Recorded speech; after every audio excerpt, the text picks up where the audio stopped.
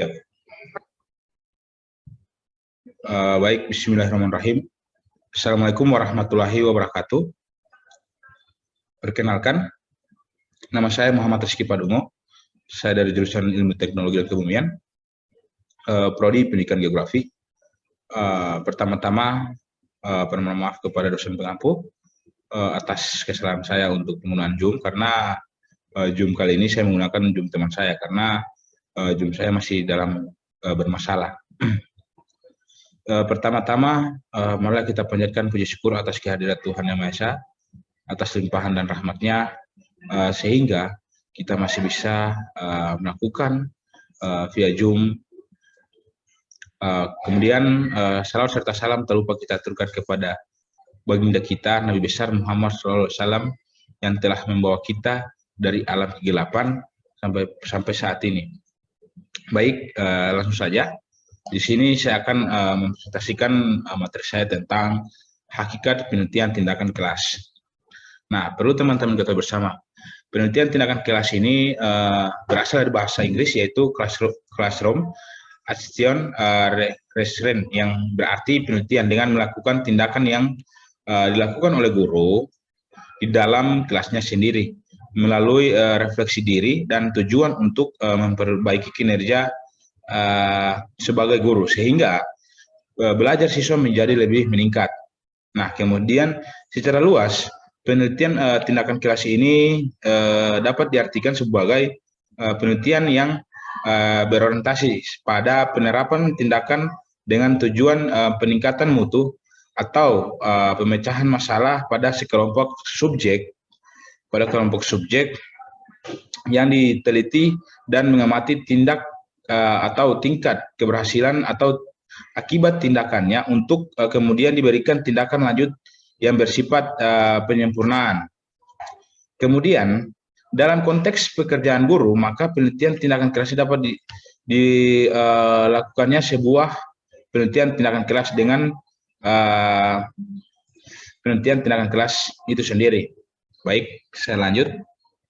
Kemudian sedangkan menurut Suyanto, secara singkat PTK dapat didefinisikan sebagai suatu bentuk penelitian yang bersifat relatif dengan melakukan tindakan-tindakan tertentu. Kemudian untuk memperbaiki dan meningkatkan praktek-praktek pembelajaran di kelas secara lebih personal. Oleh karena itu, PTK terkait erat dengan persoalan praktek pembelajaran sehari-hari dalam guru. Kemudian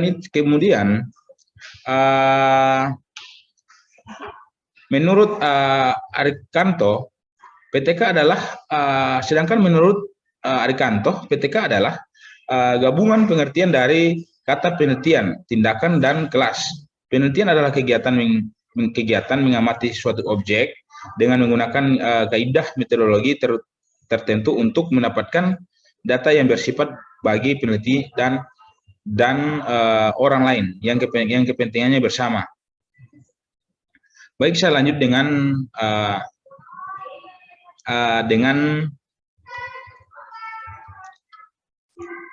jenis-jenis model PTK.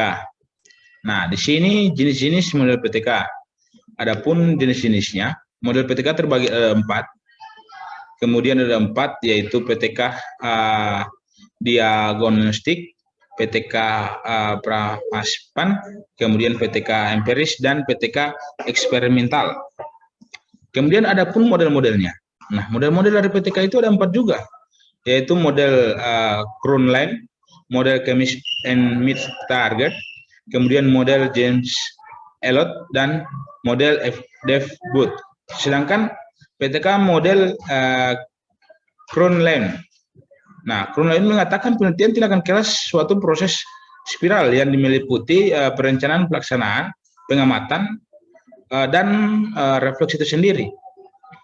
Sedangkan penelitian tindakan kelas dalam suatu siklus terdiri dari 4 bagian, yaitu ada perencanaan, aksi atau tindakan, kemudian observasi, dan refleksi. Seperti itu. Kemudian menurut model Chemist and Meet Trade, yang artinya kemudian dikembangkan oleh Stephen Gomes. Track tampak masih begitu dekat dengan model-model Lewin. Karena di dalam suatu siklus ataupun putaran ataupun putra terdiri dari 4 komponen seperti yang dilaksanakan oleh Lewin, yaitu meliputi perencanaan, kemudian tindakan observasi, kemudian refleks. Namun setelah itu suatu siklus selesai dilaksanakan, khususnya sesudah refleksi, kemudian diikuti dengan adanya perencanaan ulang atau revisi terhadap implementasi siklus sebelumnya. Kemudian saya lanjut dengan metode PTK.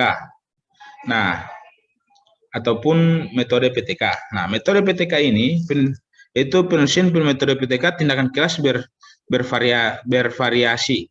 Hal-hal yang ditulis pada subbab ini mengikuti pedoman penelitian dari lembaga yang memberi dana atau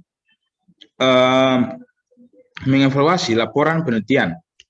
Kemudian berdasarkan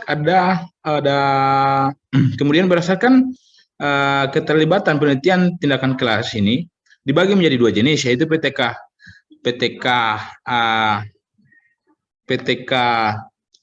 partisipator, kemudian PTK kolaborasi. Nah, desain PTK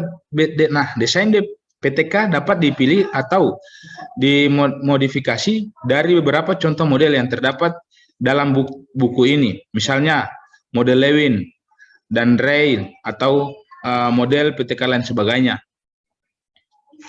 Kemudian ada pun desain-desain dari model PTK itu ada desain, kemudian observasi, kemudian evaluasi. Nah, desain secara prosedur penelitian ini seperti bagaimana kemudian ketika kita meneliti, kita harus mendesain apa yang harus kita akan bawa ke dalam lapangan tersebut, akan turun langsung di lapangan. Kemudian observasi. Nah, setelah kita di lapangan, kita mengambil data, mengobservasi bagaimana kemudian di lapangan kita bisa melihat data dan sebagainya. Nah, kemudian evaluasi dan refleksi. Nah, setelah dari kedua poin tersebut tadi, dari desain kemudian observasi, kita mengevaluasi. Nah, mengevaluasi itu bagaimana kita setelah turun lapangan, apa evaluasi kita kemudian di dalam lapangan tersebut. Kita sudah turun lapangan dan sebagainya. Disinilah poin ketiga ini evaluasi. Disitulah akan melaksanakan evaluasi dan sebagainya. Baik, saya lanjut. Kemudian dengan analisis data penelitian tindakan kelas.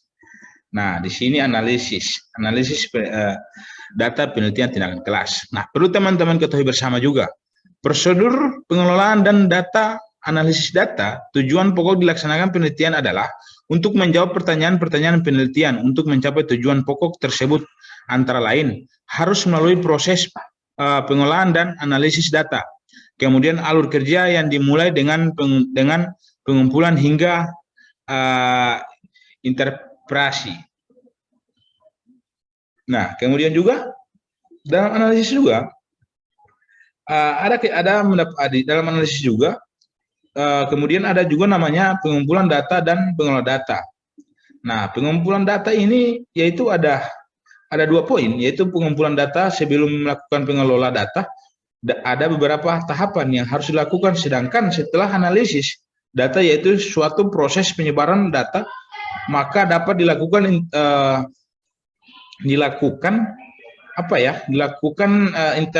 interpretasi data dengan mudah. Nah, kemudian kemudian poin kedua, editan data. Nah, data di lapangan yang ada di dalam kuesioner perlu diedit. Tujuannya melakukan editan adalah untuk melihat langkah tindakannya pengesahan kuesioner, kemudian melihat logisnya tindak jawaban, kemudian melihat konteks aturan pernyataannya. Nah, kemudian di sini ada lagi penyusunan proposal PTK. Nah, perlu teman-teman ketahui bersama, dari hasil kegiatan di atas diutungkan dalam kerangka proposal yang harus terdiri dari 3 bagian, yang ditulis tidak lebih dari 15 halaman khususnya untuk bagian pokok. Kemudian 3 halaman itu bagian 1, bagian awal, kemudian halaman sampul, halaman persetujuan, kata pengantar, dan daftar isi.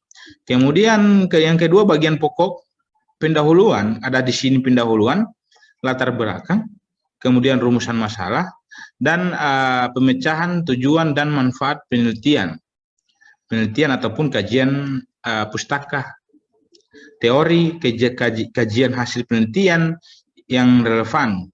Kerangka berpikir dalam hipotesis juga perlu teman-teman harus pelajari. Karena rencana penelitian itu settingan dan subjek penelitian itu prosedur PTK mengumpulkan dan analisis data. Ada 3 bagian akhir. Nah, kemudian dari hasil proposal PTK ini, hasil proposal, mohon maaf, dari penyusunan proposal ini, di sini ada namanya bagian pokok itu ada 3 kan, seperti tadi dijelaskan situ. Ada 3 yaitu pendahuluan, latar belakang, dengan rumusan masalah. Bagian pokok kan ada 3 tadi, yaitu poin pertama ada pendahuluan, latar belakang, rumusan masalah, pemecahan tujuan, manfaat penelitian. Kemudian yang kedua kajian pustaka, teori dan sebagainya. Nah, pendahuluan proposal ini penelitian berisi latar belakang permasalahan peneliti secara pemecahan masalah dan lain sebagainya. Kemudian ada namanya penyusunan laporan PTK. Nah, penyusunan laporan PTK ini penelitian merupakan upaya terakhir untuk bagaimana kemudian mengkomunikasikan hasil yang diperoleh dari sebuah kegiatan penelitian ataupun laporan penelitian merupakan bentuk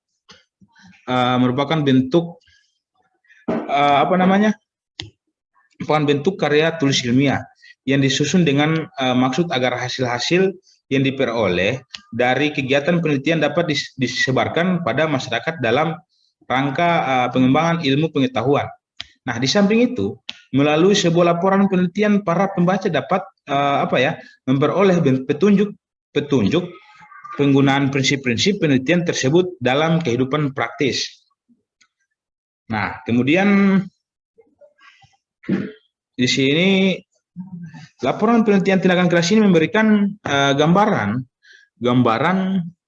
lengkap tentang gejala yang terjadi dialami, permasalahan dihadapi dalam pembelajaran di kelas. Nah, upaya tindakan dilakukan guru itu di kelas guna memperbaiki dan meningkatkan mutu pembelajaran.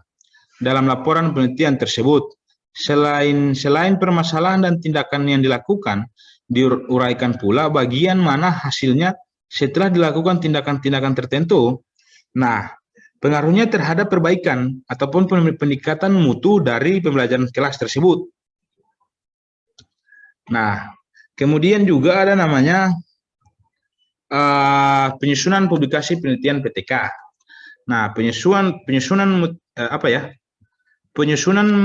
publikasi PTK ini ada 8, yaitu pertama nama penulis, kemudian abstrak, nah kemudian pendahuluan, kemudian metode, kemudian hasil dan pembahasan, kemudian kesimpulan dan daftar pustaka. Nah, dari nama penulis ini bagaimana kemudian saya mengambil contoh dari saya sendiri ketika saya untuk meneliti ataupun penelitian saya tentang apa dan sebagainya, yaitu harus ada utamakan itu, kemudian utamakan itu nama penulis.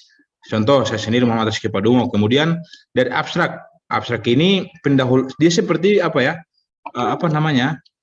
bagaimana kemudian kita bisa mengisi ataupun bisa menulis abstrak tersebut. Kemudian pendahuluan. Nah, pendahuluan ini bagaimana kemudian kita ketika kita di lapangan nanti ataupun melakukan penelitian, hal apa yang harus kita dahului, kegiatan apa harus kita dahului dan sebagainya ketika kita di lapangan nanti. Pendahuluan. Jadi ketika kita untuk melakukan metode penelitian ataupun meneliti di lapangan nanti, kita tidak akan